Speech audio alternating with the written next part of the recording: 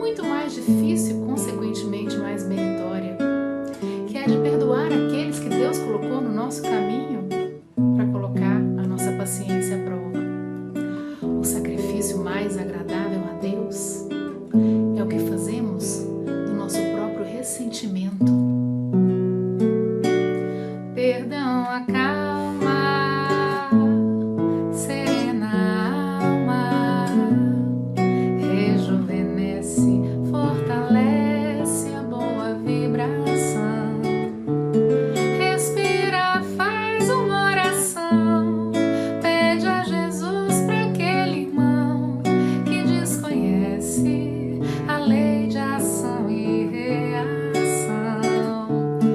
Respira, faz uma oração, nada nos acontece em vão. Mostra outra face, a face do perdão. A face do perdão. A face do perdão. Perdoa. Boa noite a todos e a todas. Aproveitando já a oportunidade, convidamos você a curtir os vídeos do nosso canal, a se inscrever e a compartilhar esses vídeos também com os amigos e familiares. Estamos hoje aqui para a reunião pública da terça-feira. Convidamos também a todos a reservar o recipiente com água limpa para ser fluidificado ao final do passe. Nesse instante, vamos nos encaminhando para a nossa prece de início, já nos harmonizando e nos sintonizando com o nosso Pai Maior. Então, que possamos fechar os nossos olhos ou simplesmente abaixar as nossas cabeças. É um momento em que nos conectamos com o nosso Pai querido e amado, nosso Deus, com o nosso irmão e mestre Jesus Cristo, com nossa Mãe Santíssima Maria de Nazaré. Amado Pai, nos encontramos aqui reunidos e unidos em Teu nome, para juntos aprendermos um pouquinho mais sobre os Teus ensinamentos, aprendermos um pouquinho mais sobre o Teu Evangelho de amor. Conforta o nosso coração, sereniza as nossas emoções e os nossos pensamentos. Que o nosso coração seja campo fértil para a sementinha do bem que será semeado nesta noite. Te pedimos também, Pai, intui as palavras proferidas por nossa irmã convidada de hoje, que possamos, através delas, sentir a Tua presença junto de nós, a cada palavra, Senhor. Muito obrigada por tudo, nos abençoe e nos guia nesse instante. Que assim seja, graças a Deus. Muito obrigada pelo convite, fico muito feliz nesse momento de dividir com vocês essa oportunidade da gente pensar, refletir, falarmos sobre esses ressignificados, né, desse processo de ressignificação. Né? Então, muito obrigada mais uma vez, é a oportunidade de servir, né? Porque sempre é bom a gente refletir, sempre é bom a gente pensar sobre os nossos valores, sobre as nossas condutas. Então, ressignificar, quando a gente passa e principalmente vivencia momentos muito difíceis, né, a gente sempre tem alguém do nosso lado, né? Deus sempre está ali presente, nos intuindo, seja com uma pessoa que nos acolhe, com uma palavra que alguém nos dá, com o ouvido que alguém nos escuta, ou com um livro que alguém nos presenteia, ou de um convite que alguém nos faz para ir ao centro espírita, enfim. Mas ele está sempre ali mostrando que existe uma outra perspectiva, né? Que existe uma outra forma de vermos as coisas, né? As situações, os aprendizados, que muitas vezes são considerados por nós como dificuldades, como sofrimentos, como martírios, né? Então, se a gente for parar para pensar, várias pessoas já ouviram essa palavra de ressignificar. Vamos ressignificar, principalmente no momento que estamos vivendo, né? Então, essa é uma palavra que muitas vezes o nosso dicionário comum, o nosso dicionário tradicional, ele se tornou uma palavra que se tornou bem rotineira, né? E a gente pode observar que sobre esse processo de ressignificação, nós vemos ele a todo momento, né? De um jeito ou de outro na nossa vida, a gente sempre vê, né? Porque no nosso dia a dia, nós sempre enfrentamos determinados obstáculos, determinadas pedras que estão no nosso caminho, e nos fazem sempre pensar onde estamos, o que estamos fazendo, como estamos aproveitando essa nossa existência, né? Então, ressignificar nada mais é de que dá um novo significado a algo que era até então compreendido para mim por uma perspectiva, seja nos negócios, no trabalho, seja no relacionamento, seja na saúde, né, em qualquer outra parte da vida. Ressignificar é sair do momento que nós estamos e pensar, olhar, vislumbrar outras possibilidades, vislumbrar o porvir, por que não? Né? Quando nós temos a capacidade, essa possibilidade de normalmente pensar sobre determinados assuntos e que esses desafios muitas vezes nos fazem até então começar a refletir como será daqui para frente, né, vivenciando essas dificuldades, essas possibilidades que a gente vê nesse para além, né, nesse porvir, é uma forma realmente da gente significar, né? Alguns teóricos da psicologia, eles consideram que a própria ideia, a prática da defesa dessa nossa atuação coletiva do ressignificar, ela seria uma ação, né, dentro da saúde mental. Mas dentro de uma perspectiva que nós temos e nós sabemos, nós temos essa compreensão, nós já temos essa possibilidade e precisamos pensar realmente coletivamente. Porque a doutrina espírita, ela nos traz um nível de compreensão sobre as nossas vivências que abre a nossa mente, né, para observar aquele desconhecido, para encontrar muitas vezes razões mais lógicas, né, e nos explicar questões que outrora nos eram desconhecidas, né, nos eram misteriosas, né, alguns segredos, muitas vezes, que nós possamos até caracterizar dessa forma. E somente pela lógica, pela razão que a doutrina nos coloca, ela nos conduz a esse desvelar desses infinitos mistérios, né, dessas possibilidades que envolvem a matéria física e a matéria espiritual, né, a qual todos nós estamos nela, né? Então, na linha de pensamento, né, que a doutrina nos coloca, a gente pode pensar, né, que essa significação, essa outra perspectiva que nós teremos desse porvir, desta situação que aconteceu, ela ocorre realmente de forma coletiva, porque a doutrina nos faz pensar dessa forma e nos instrui dessa forma. O que passamos enquanto aprimoramento, que chamamos de dificuldade, de sofrimento, são momentos para que nós possamos refletir sobre nossa conduta e, a partir daí, auxiliar a coletividade. Todo o aprendizado e toda forma de melhoramento que a doutrina nos faz aclamar, ela é voltada para essa coletividade, ela é voltada para esse social, porque nós precisamos do outro, nós somos co-criadores. Como é que nós vamos, vamos dizer assim, multiplicar o conhecimento da doutrina? Como é que nós, enquanto trabalhadores, enquanto instrumentos, nós vamos servir?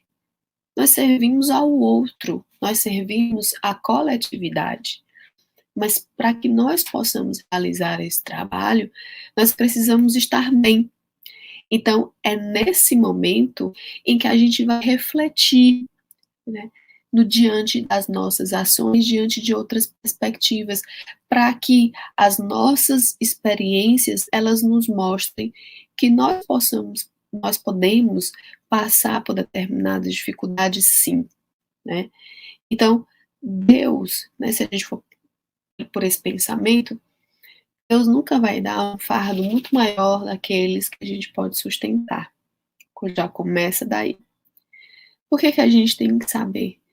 Porque a nossa incompreensão de um amor de Deus, que Deus tem, de um amor que Jesus veio nos exemplificar, ainda é uma compreensão muito pequena, ainda é uma vivência nossa muito pequena, porque nós temos ainda essa dificuldade de entender esse amor.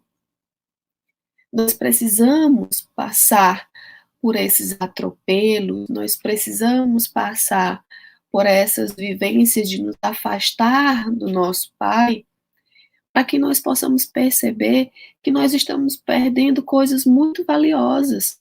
E assim nós regressemos. Nós possamos regredir, né? Regressar. Regredir não. Regredir é sempre voltar, mas que a gente possa regressar para o Pai, para as ideias, né? Para o bem. Um exemplo muito bom disso, de uma ressignificação, é o exemplo do filho pródigo. É uma parábola riquíssima, que nos dá para pensar sobre vários momentos, né, que nós vivenciamos, várias das nossas dificuldades, várias perspectivas sobre a nossa existência, sobre a nossa reencarnação. Então, a parábola do filho pródigo nos mostra aquele filho que tinha tudo, aquele filho que queria e via outras perspectivas, mas não da forma como o pai lhe ensinava, e ele queria vivenciar aquilo da forma dele. O pai, assim como Deus é misericordioso e atende, respeita o nosso livre-arbítrio diante das nossas decisões, diante das nossas buscas, né, e no nosso crescimento, ele respeita o nosso livre-arbítrio. E esse pai, né, o filho pródigo, deixa o filho ir. Quando ele pede toda a fortuna, né, ao pai, me dê minha parte que eu quero usufruí-la. E o pai dá a parte dele e ele segue. Ele vive toda a vida, né, ele gasta o seu dinheiro, ele vive na futilidade, imerso realmente ao mundo material.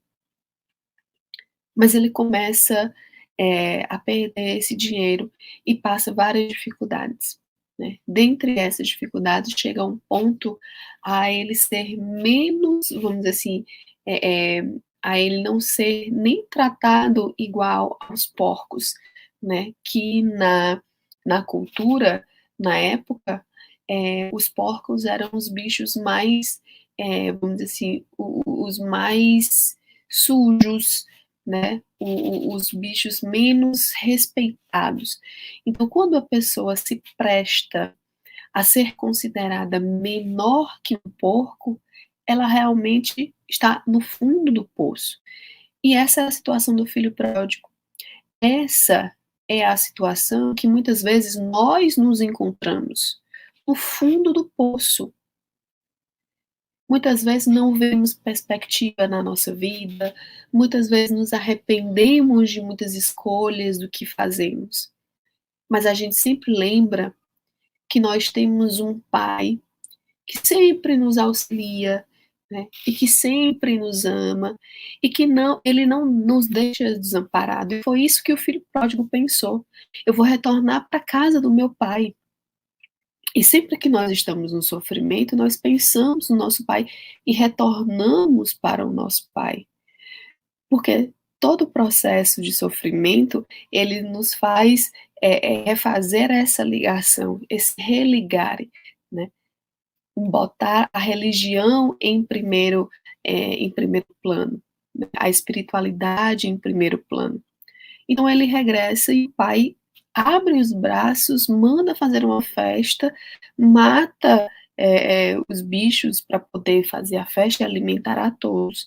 E é isso que Deus faz quando nós ressignificamos essas nossas dificuldades, quando retornamos o nosso olhar para os seus ensinamentos, né?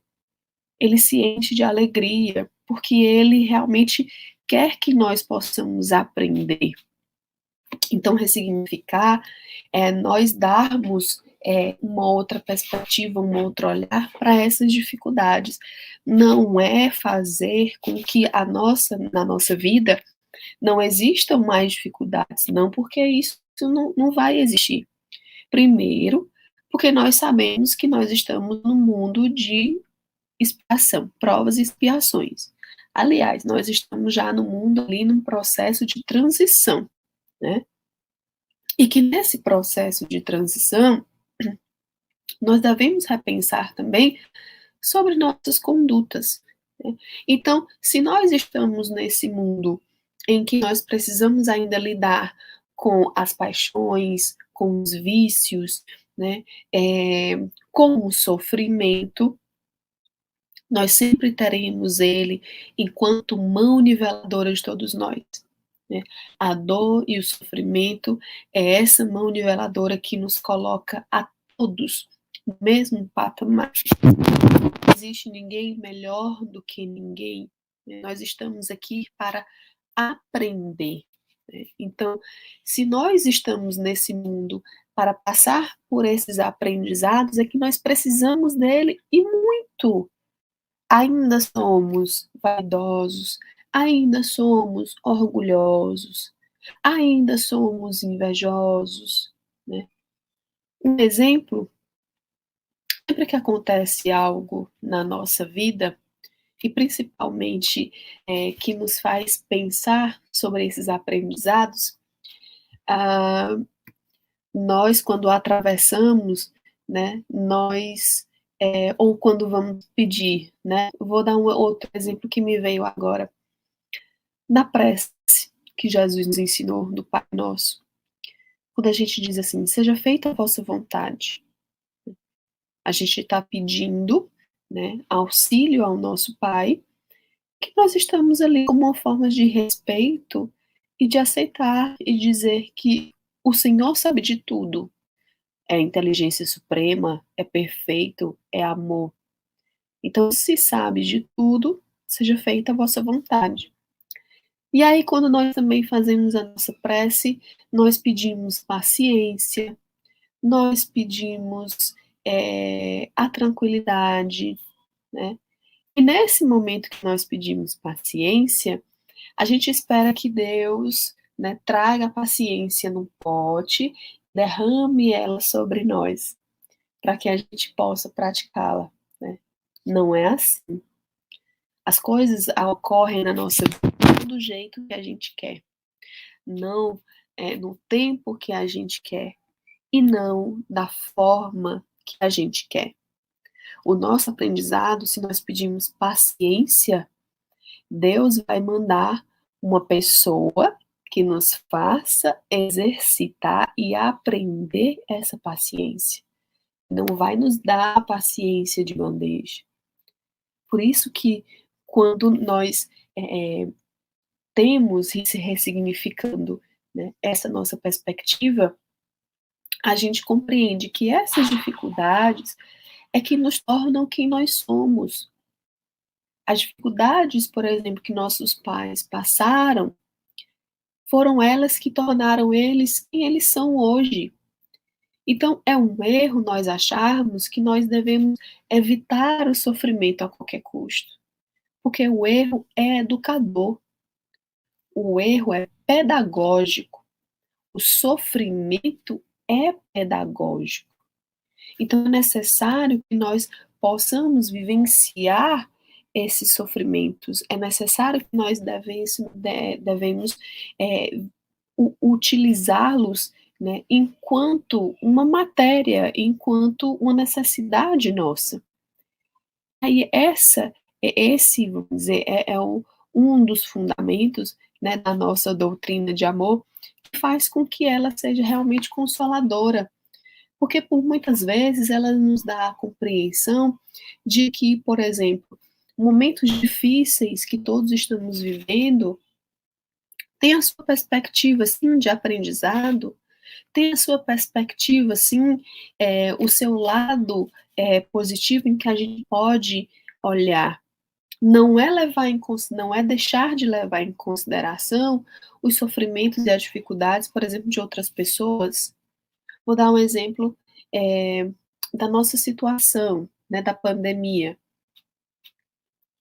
Não, a doutrina ela não diz que nós não devemos ser empáticos, né? Nós não devemos sofrer por parte daquelas outras pessoas que se foram.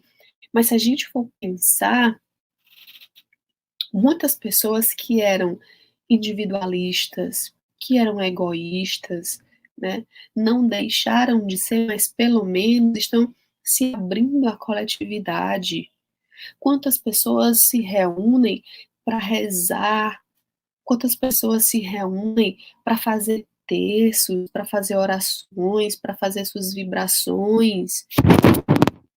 Que estão nos hospitais, que estão sofrendo, que perderam seus empregos diante de toda a dificuldade que a pandemia nos trouxe. Quantas pessoas pensaram mais nas suas relações familiares quando ficaram no isolamento? Quantas pessoas pensaram no outro quando veio, por exemplo, a vacina, né? E pensaram, eu vou me proteger, porque protegendo eu não passo a doença para o outro, e assim a gente volta a uma normalidade muito mais rápido. Então, a construção de um pensamento coletivo, né? Ressignificar não é extinguir sofrimento. Ressignificar é nos dar a oportunidade de enxergar sobre um outro viés. E ressignificar é a oportunidade de percebermos o aprendizado diante do sofrimento. Então, muitas pessoas, vamos dizer, vivem, né, se perguntando, né, investigando sobre a sua vida, né, refletindo, fazendo suas indagações, né. Infelizmente, muitas ainda vivem numa vida de aparência, né, onde tudo é representado pelo que a gente pode sentir através das nossas sensações corporais, né, auditivas, visuais, táteis, né, e que não são, vamos dizer assim, e que não há possibilidade de transcender essas perspectivas, né. Só que isso é um erro. Quando nós vivenciamos essas vidas, né, de comparações, né, e de ter, evitar esse sofrimento, né, e querer estar sempre bem, a gente está evitando esse aprendizado, né. A gente tem que viver conforme o aprendizado que nos foi colocado. Então, a vida material, né, se nós formos sempre voltar o nosso olhar para ela, ela nos limita, né, desde das nossas sensações até a nossa compreensão, por exemplo, sobre o amor de Deus, né. De certa forma, ela até nos aliena, ela nos tira a capacidade de refletir sobre esses momentos. Porque ela, né, essa vida material nos pede para que nós afastemos esse sofrimento, e não é aí, né. Muitas pessoas, caem em sofrimentos muito severos, né, muitas pessoas adentram alguns transtornos psicológicos, né, porque passam por sofrimentos e tormentos, né, que o traumatizaram no momento, por exemplo, de uma frustração, porque não conseguiam lidar com o sofrimento, não conseguiam perceber a importância dessa reflexão, a importância desse não, a importância daquela dor que ele passou. né? Então, infelizmente, o mundo material ele vai nos ludibriar, né? E com o Espiritismo, né, ele nos dá essa descoberta sobre essa realidade que nos faz perceber esse significado das nossas existências, né, do nosso processo reencarnatório. Então, que significado é esse? Progresso, melhoramento. Porque todos nós fomos criados simples e ignorante, mas todos nós temos a possibilidade de chegarmos até ser angelicais. Mas esse percurso até lá, todo esse processo, vai depender das nossas escolhas. E se eu fico inclinado realmente só para a perspectiva material, eu vivo uma existência de ilusão, porque ela me faz não pensar sobre as minhas dificuldades e principalmente ela me isola das outras pessoas, da coletividade, quando eu penso somente em mim, quando eu penso somente na produtividade, no trabalho, né? No trabalho no sentido do retorno realmente financeiro, não do trabalho coletivo, do trabalho moral, né? Infelizmente, a nossa existência, os nossos processos reencarnatórios são atos de busca, são atos de movimento, de compreensão das nossas vivências, para que essa busca faça com que nós tenhamos e demos sentido à nossa vida. Porque a gente busca refletir, porque a gente busca sempre criticar o que nós fizemos, o que estamos fazendo, o que o outro também está fazendo. E aí a gente lembra, por exemplo, de uma orientação muito rica de Santo Agostinho, né, que ele nos faz refletir sempre, nos traz a oportunidade de refletir sempre sobre a nossa conduta. Então, toda noite ele nos orienta, né, que nós possamos refletir sobre o que fizemos durante aquele dia. Que se algo, né, foi feito para aquele irmão, que se aquilo que eu fiz foi bom ou foi ruim, né, se eu tivesse feito comigo, eu gostaria ou não gostaria. Aí sim eu vou criar a minha consciência de que realmente os meus comportamentos, as minhas atitudes, elas estão sendo coletivas, elas estão sendo benéficas para mim, que estou aprendendo, e para a coletividade, que eu estou disseminando esses ensinamentos, né? Então, a gente precisa, nessa busca, né, reflexiva, nessa busca crítica, nós precisamos estar vigiantes e alerta, né? Porque orai e vigiai, né? Nenhum de nós está isento, né, de cair, por exemplo, nas tentações, né? Por isso que a gente sempre tem que focar os nossos aprendizados, né, no mundo em que nós estamos. Desde o nosso processo reencarnatório, de que para onde nós vamos, em que família nós estaremos, quais são as nossas situações. Então, desde o nosso planejamento reencarnatório, os espíritos, eles nos auxiliam para que nós tenhamos a condição perfeita para desenvolver o nosso potencial necessário para o nosso melhoramento. Então, quando o Espiritismo nos abre a oportunidade de refletir sobre isso, nós vamos compreender o quão é importante esses momentos de luta, esses momentos de aprendizado, né? E através, por exemplo, dessa lucidez, dessa razão, o Espiritismo nos esclarece a nossa realidade, né? Que é uma realidade que vai buscar esse aperfeiçoamento moral e a realidade de que a felicidade não é desse mundo.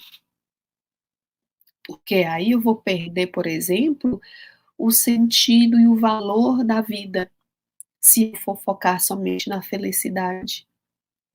ela não vai ser desse mundo, porque nós não conseguimos ainda pensar coletivamente, 100% coletivamente, ainda não, né? Então é necessário que nós precisemos pensar, refletir sobre as nossas condutas.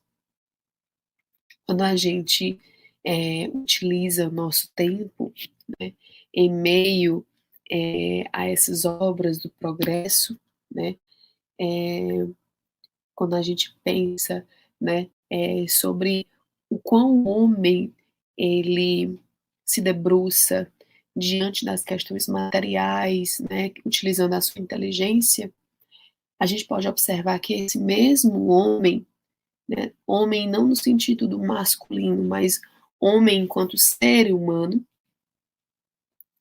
ele perde os seus valores espirituais, né? Então, na medida em que a gente desenvolve extraordinariamente a tecnologia, nós não somos capazes de utilizar essa inteligência extraordinária, ter essa evolução extraordinária voltada para as questões espirituais, voltada para as questões morais, né? Infelizmente. E aí a gente lembra uma passagem que está no Evangelho sobre o trabalhador e a enxada. Porque se o trabalhador ele está com a enxada na mão, ele sabe o que ele vai ter que fazer. Ele não vai utilizar a sua enxada para destruir o seu senhor. Ele precisa utilizar a enxada para o trabalho na terra.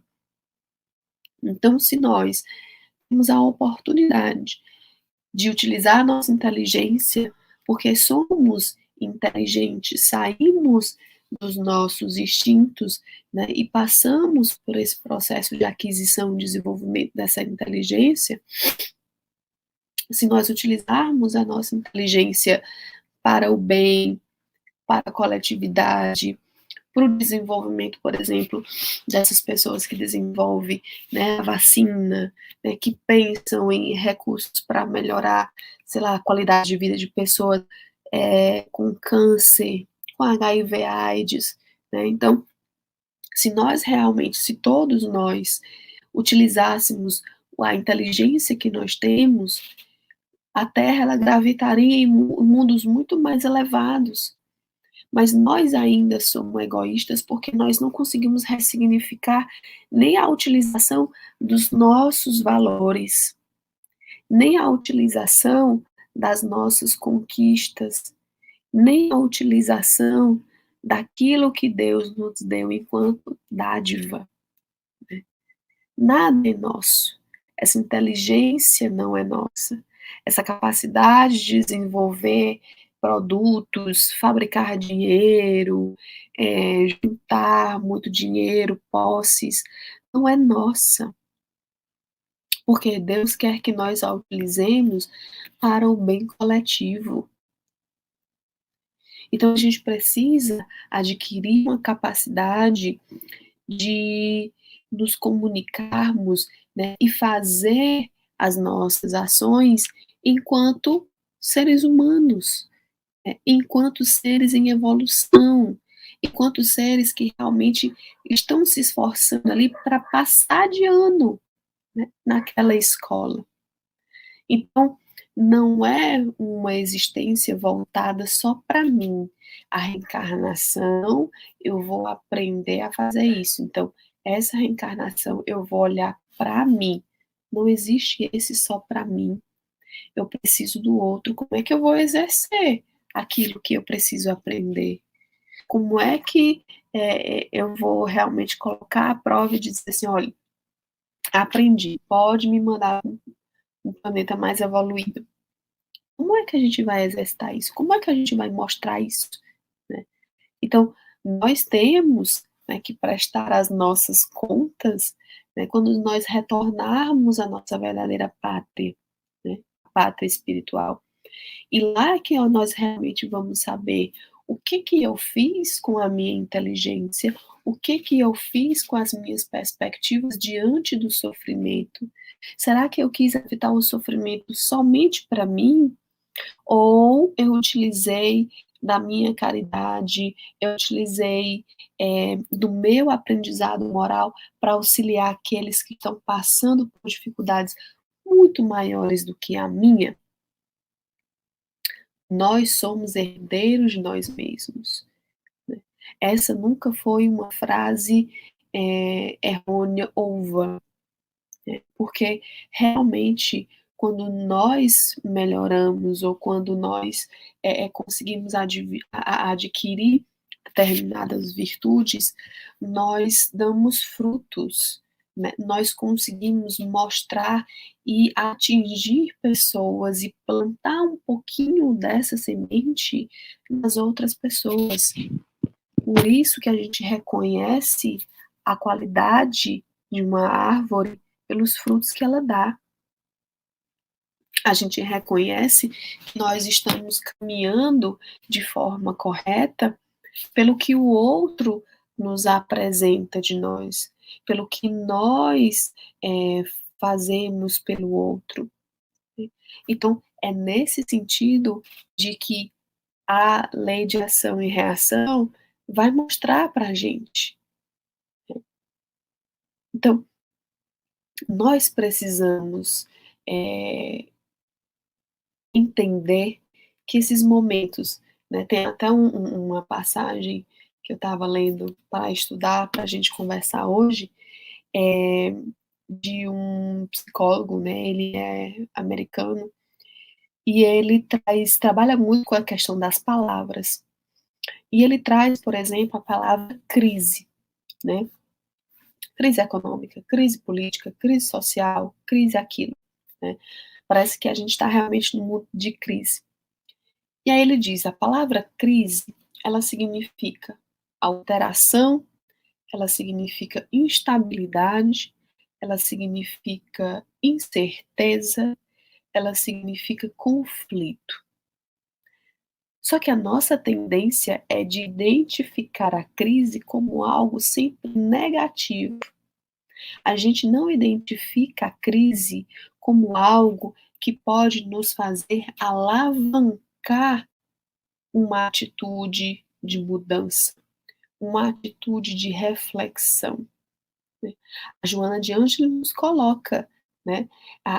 Nós vivemos a vida, né, de tempo em tempo. A gente precisa viver esse tempo. Não precisa ter pressa. Né? Então, quando a gente está numa crise, a gente quer na mesma hora arrumar tudo. Né? Estamos passando por uma crise, vamos resolver. Ao invés da gente parar, olhar aquele momento e refleti-lo. Isso é ressignificar, esse processo de ressignificação. Né? Nós fomos criados por Deus, como eu já falei, que é amor na sua expressão sublime e perfeita. Né? A nossa vida, ela foi dividida em várias experiências reencarnatórias, várias experiências corporais, que são as reencarnações, para que nós possamos apreender de uma por uma, passo a passo, degrau por degrau, essa capacidade de ressignificar. Né? Essa capacidade da gente olhar para a crise e entender que as situações que estão na nossa vida, né, vistas a partir de um outro contexto, não seriam injustiças, nem desilusões, nem crises e nem sofrimento. Mas é um sinal de alerta, mas é um sinal em que nós podemos priorizar a nossa essência, a nossa mudança, né? A nossa capacidade de perceber o outro. Então, esses momentos de dificuldade, essa crise, ela nos auxilia nessa transformação. Né? É um momento em que nós, aquele nosso homem velho, ele desperta para uma outra oportunidade. Né? Então, esses momentos de dificuldade se nós começamos a praticar essa outra visão, essa outra perspectiva, esses momentos vão nos apontar essas diferentes, esses hábitos antigos, eles precisam ser derrubados, essas visões antigas, elas precisam ser derrubadas.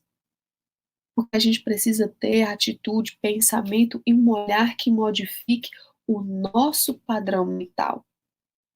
Voltado para quê? Para o amor. Não paremos de reclamar, né, sobre o que passamos, né, e comecemos a pensar e a refletir sobre o que nós estamos passando, sobre o que nós somos diante dessa crise, o que temos diante dessa crise, porque muitos outros que estão ao nosso redor não têm nem o mínimo para sobreviver. Então está na hora da gente compreender que somos uma alma, mas nós temos um corpo. Né? E como essa alma a gente precisa valorizar e transformar o mundo que nós temos. Então é nesse sentido em que eu convido a todos para nós sermos mais solidários, para nós sermos mais úteis, né? Para nós proporcionarmos a mudança para outras pessoas. Assim nós estamos auxiliando o progresso, a harmonia do nosso mundo e de tudo que está em nossa volta. Então, ressignifiquemos, né? Que possamos dar um outro significado para esses aprendizados. Eles serão muito úteis nessa caminhada. Então, essa mensagem que eu queria passar hoje para todos vocês, né, era esse momento em que eu queria fazer esse momento de pensarmos sobre esses valores, né, de pensarmos sobre tudo isso que nós estamos passando, para que nós tenhamos essa visão mais otimista, que nós tenhamos essa visão realmente que precisa ser alavancada, né, e que Jesus nos ensina, e que Maria disse a Chico, mas que a gente ainda não introjetou também. Tudo passa. Né? Muito obrigada a todos. Depois destas lindas palavras, desta reflexão, agora, com muita harmonia, iremos para a nossa prece de encerramento e logo após o nosso passe e fluidificação das águas. Então, que nesse instante possamos de coração ainda sereno, de mente tranquila, possamos imaginar a figura do Mestre Divino diante de nós, o meigo Rabi da Galileia.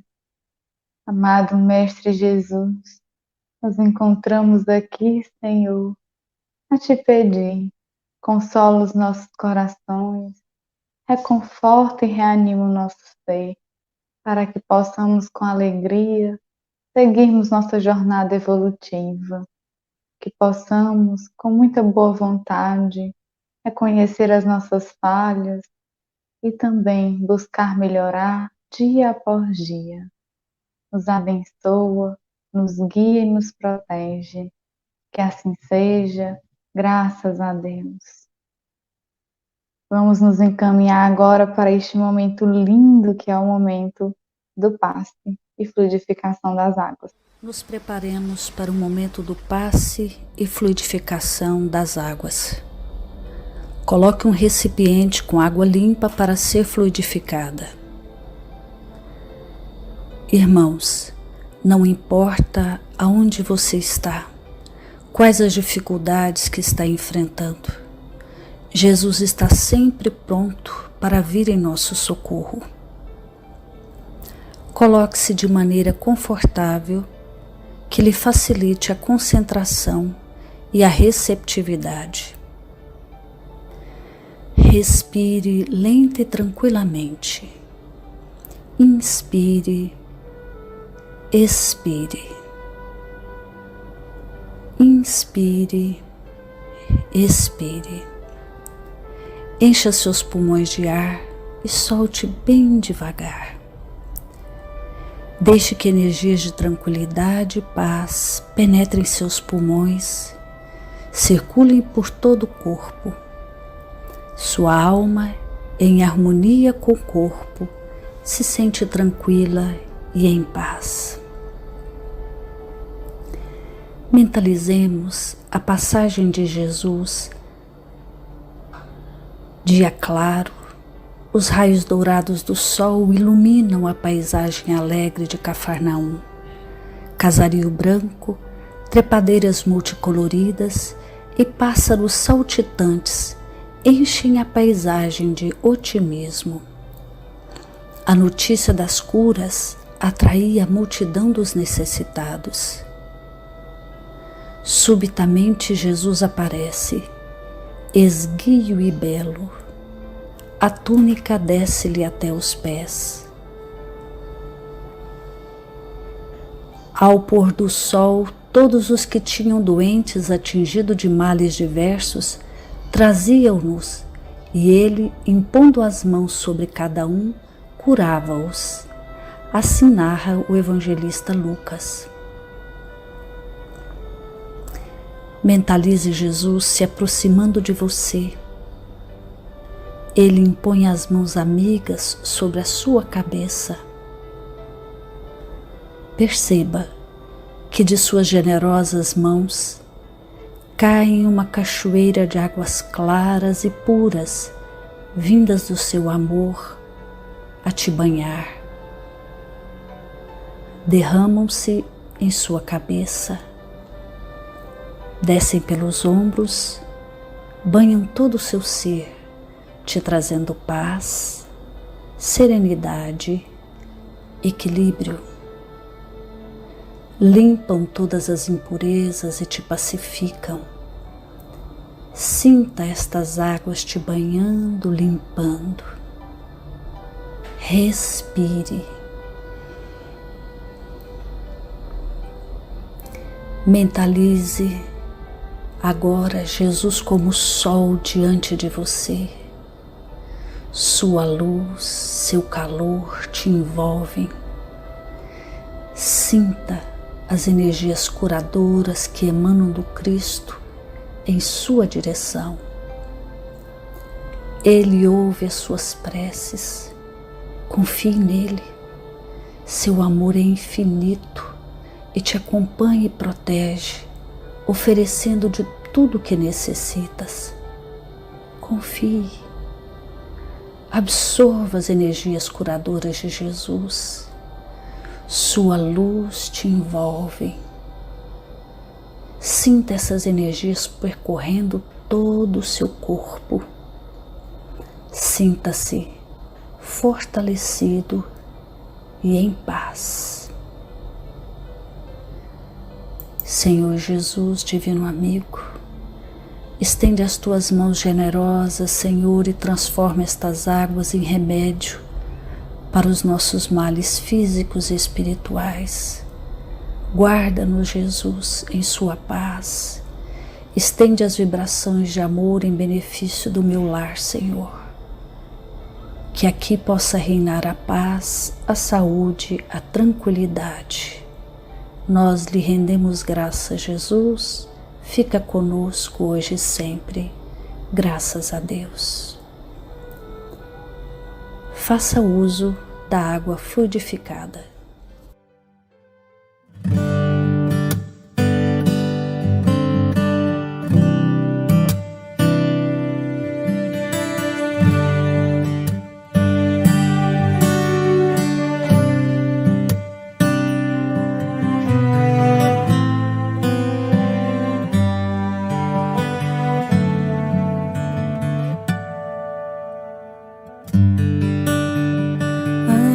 O trabalho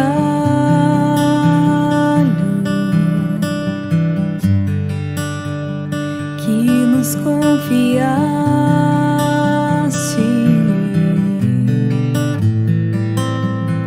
repartir o pão, levar o amor é nossa intenção.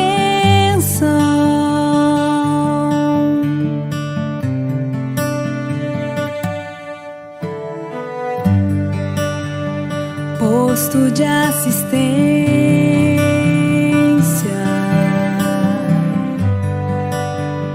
extensão do bem. Maria de Nazaré, inspira todo dia a termos mais fé,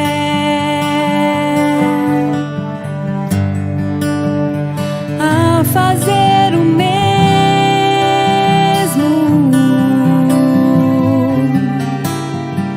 e não ter mais medo.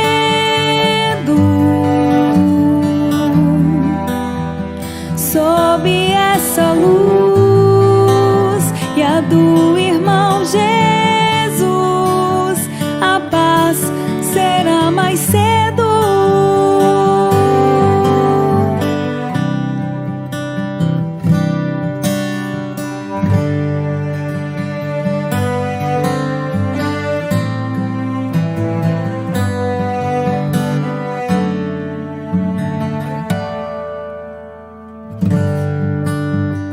Posto de assistência,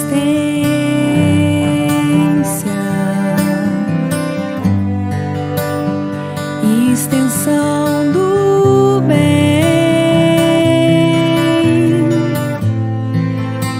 Maria de Nazaré, inspira todo dia a termos mais fé,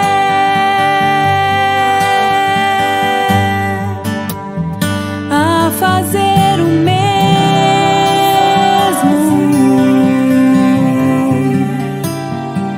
e não ter mais medo.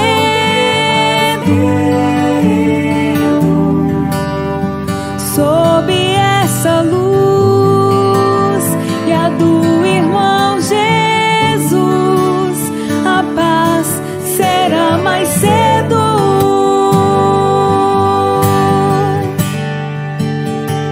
A fazer o mesmo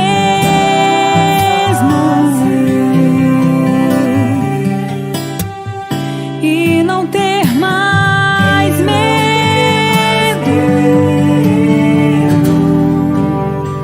Sob essa luz e a do irmão Jesus, a paz será mais cedo.